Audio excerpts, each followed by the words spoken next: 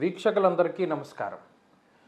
April మాసంలో గ్రహస్థితి ఏ విధంగా ఉన్నది, ఆ గ్రహస్థితి మీ రాశి వారికి ఏ విధమైనటువంటి ఫలితాలను ఇవ్వబోతూ ఉన్నది అనేటువంటి విషయాన్ని ఈ వీడియో ద్వారా క్లుప్తంగా తెలుసుకునేటువంటి ప్రయత్నం చేద్దాం.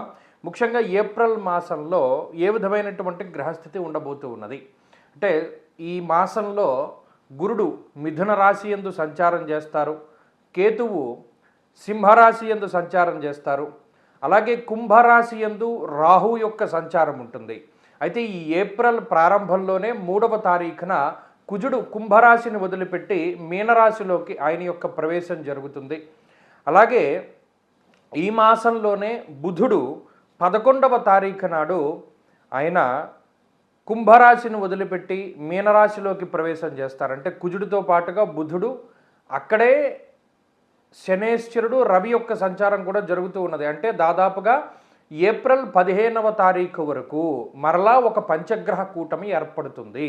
చంద్రుడితోటి కలుపుకొని రవి, శని, అలాగే కుజుడు, బుధుడు, చంద్రుడు, ఈ 5 గ్రహాలతోటి మీనరాశి యందు పంచగ్రహ కూటమి ఏర్పడుతుంది. అలాగే 15వ తారీఖు ఏప్రిల్ నెలలో రవి మారిపోయి సింహ సంక్రమణం చేస్తారు, మేష సంక్రమణం చేస్తారు. మేషరాశిలోకి రవి వెళ్ళిపోతారు. అలాగే ఈ మాసం చివరిలో 20వ తారీఖున శుక్రుని యొక్క స్థితి మేషరాశి నుండి మారి వృషభ రాశిలోకి వెళుతూ ఉంటుంది. అంటే ఇక్కడ గమనించవలసినటువంటి విషయం ఏమిటి అంటే, ఈ మాసంలో ప్రధానంగా యుతి రవి, శనేశ్చర, కుజ గ్రహాల తాలూకు యుతి అనేటువంటిది కనబడుతూ ఉన్నది. రవి, కుజ, శనేశ్చరుల యొక్క యుతి అనేటువంటిది ప్రమాదకరము. ఎందుకు ప్రమాదకరము మనం ఆదిలోనే చెప్పుకున్నాం. ఏమని? గురుని యొక్క సంచారం ఏకస్మిన్ వత్సరే జీవే రాశిత్రయం ఉపాగతే. 3 రాశుల్లో గురుడు సంచరిస్తూ ఉన్నారు. ఇది మంచిది కాదన్నాం.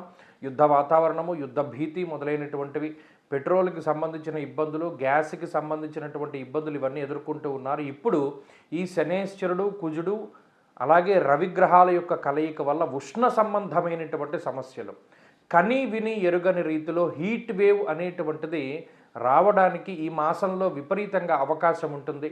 రవికుజ శనేశ్వరుల యొక్క కలయిక విస్ఫోటనంగా చెప్తారు. అంటే అగ్నిపర్వతాలు బద్దలవ్వడానికి, రోళ్ళు రోకళ్ళు పగిలిపోయేటంత ఎండవేడిమి ఉండడానికి, అంత గరిష్టమైనటువంటి ఉష్ణోగ్రతలు రావడానికి ఎక్కువ అవకాశం ఉంటుంది. కాబట్టి విద్యుత్తుకి సంబంధించినటువంటి ప్రమాదాలకి, లేదా ఈ అగ్ని సంబంధమైనటువంటి ప్రమాదాలకి, కార్చిచ్చులకి, మరీ ముఖ్యంగా మనం పంచాంగ శ్రవణంలో కూడా చెప్పుకున్నాం, అడవిలో ఉండేటువంటి జంతువులకి ఇబ్బంది అని, అటువంటి వాటికి ఎక్కువ అవకాశం ఉంటుంది. కాబట్టి ఈ ఏప్రిల్ మాసంలో కొంచెం మనం ఈ విషయాల మీద దృష్టిని పెట్టుకొని అప్పుడు మన రాశి ఫలితాలని చూసుకోవాలి. మకర రాశి వారికి ఏప్రిల్ మాసం యోగ్యమైనటువంటి మాసంగా చెప్పవచ్చును. మనం పంచాంగ శ్రవణాల్లో విన్నాం, ఈ సంవత్సరంలో టాప్ మోస్ట్లో ఉండేటువంటి రాశి ఏదైనా ఉంది అంటే అది మకర రాశి మాత్రమే. దానికి పోటీ లేదు. మకర రాశి వారికి ఎదురు లేదు, తిరుగు లేదు, ఏమీ లేదు. అనేక రకాలైనటువంటి విషయాలు మనం చెప్పుకున్నాం. అందులో భాగంగా ఫిబ్రవరి, మార్చి, ఏప్రిల్ ఒక్కొక్క నెల గ్రహస్థితి ఎదుగుతూనే వెళుతూ ఉన్నది. అందులో భాగంగా 2వ స్థానంలో యోగించినటువంటి గ్రహాలు, 2వ స్థానంలో రాహువు, శుక్రుడు, బుధుడు, చంద్రుడు ఇత్యాది గ్రహాలన్నీ యోగిస్తూ ఉండేటువంటి తరుణంలో ఈ మాసంలో అదనంగా రవికుజుల యొక్క బలం కూడా పెరిగింది. శుక్రుడు యోగిస్తూ ఉన్నారు, రవి యోగిస్తూ ఉన్నారు, శని యోగిస్తూ ఉన్నారు, కుజుడు యోగిస్తూ ఉన్నారు, చంద్రుడు యోగిస్తూ ఉన్నారు, రాహువు యోగిస్తూ ఉన్నారు. అంటే మీరు గమనించండి, గత మాసంలో 3 గ్రహాలు యోగిస్తే ఈ మాసంలో డబుల్ 6 గ్రహాలు అనుకూలంగా ఉన్నాయి. ఏంటండి ఈ గ్రహాల తాలూకు అనుకూలతల వల్ల వచ్చేటువంటి ప్రయోజనం అంటే ఆర్థిక లాభం. మీరు మార్చి నెల ఎర్నింగ్స్ మీరు లెక్క పెట్టుకోండి, ఏప్రిల్ నెలలో ఎర్నింగ్స్ లెక్క పెట్టుకోండి, మార్చి నెల ఖర్చులు లెక్క పెట్టుకోండి, ఏప్రిల్ నెల ఖర్చులు లెక్క పెట్టుకోండి. ఖచ్చితంగా మిగులు బడ్జెట్ అన్నది ఏప్రిల్ నెలలో 100% మకర రాశి వారికి ఉంటుంది. అనవసరమైన ఖర్చులు తగ్గుతాయి, ఆదాయ మార్గాలు పెరుగుతాయి, ఆర్థికంగా ₹1 దాచుకునేటువంటి పొజిషన్లోనే మకర రాశి వారు ఉంటారు తప్పితే ఖర్చు పెట్టేటువంటి వాతావరణము, లోటు బడ్జెట్టు, లేదా ధనాన్ని ఆకస్మికంగా నష్టపోయేటువంటి పరిస్థితులు, లేదా ధనాన్ని కోల్పోయేటువంటి పరిస్థితులు ఈ రాశి వారికి ఉండవు. ఇది ప్రధానమైన విషయం. రెండవది, మీకు వ్యక్తిత్వ పరంగా మకర రాశి వారందరూ కూడా ఒక మెట్టు పైకెక్కేటువంటి మాసం.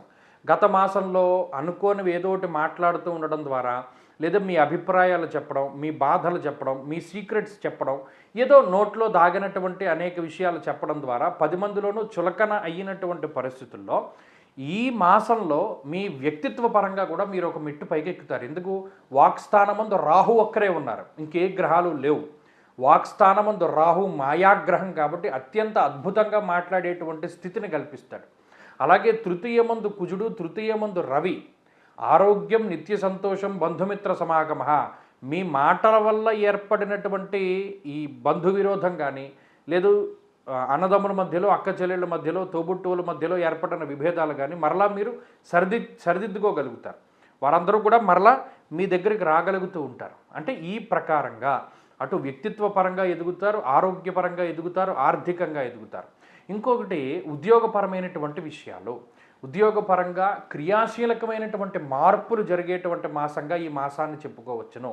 ఎందుకంటే ఉద్యోగపరంగా ఎదుగుదల, ప్రమోషన్లు, స్థిరత్వము, ట్రాన్స్ఫర్లు, ఆన్సైట్ ఆపర్చునిటీస్, లేదు వేరే దేశంలో ఉండేటువంటి వారు అక్కడ ఉద్యోగం కోసం చేసే ప్రయత్నాలు, ప్రత్యేకించి గృహము, వాహనము, ఆభరణము, వివాహము, సంతానము, అభివృద్ధి, ఇవన్నీ కూడా ఈ మాసంలో కనబడతాయి. కాబట్టి ఏప్రిల్ మాసము అత్యంత అద్భుతమైనటువంటి మాసము మకర రాశి వారికి. ఇది మీరు ప్రాక్టికల్గా గమనిస్తారు. నాకు చాలామంది మకర రాశి వారు చెప్పారు, ఏమంటే మీరు పలానా నెల బాగుంటుందన్నారు, పలానా సంవత్సరంలో ఈ నెల బాగుంది, ఈ నెల బాగాలేదని చక్కగా ఫిల్టర్ చేసుకునే వాళ్ళు ఉన్నారు. కాబట్టి మీరు గమనించండి, ఈ మార్పులు అనేటువంటివి మార్చికి ఏప్రిల్కి ఎక్కువగా కనబడుతూ ఉంటాయి. మకర రాశి వారు మరింత అనుకూలమైనటువంటి ఫలితాలను సాధించడానికై ఎక్కువగా కాలభైరవుని యొక్క ఆరాధన చేస్తూ ఉండడం చెప్పదగినటువంటి సూచన. అలాగే ఈ మాసంలో ఏదైనా ముఖ్యమైనటువంటి పనులు చేయవలసి వచ్చినప్పుడు శని ఆదివారాలను ఎక్కువగా ప్రిఫర్ చేస్తూ ఉంటే మంచి ఫలితాలు సంప్రాప్తమవుతాయి.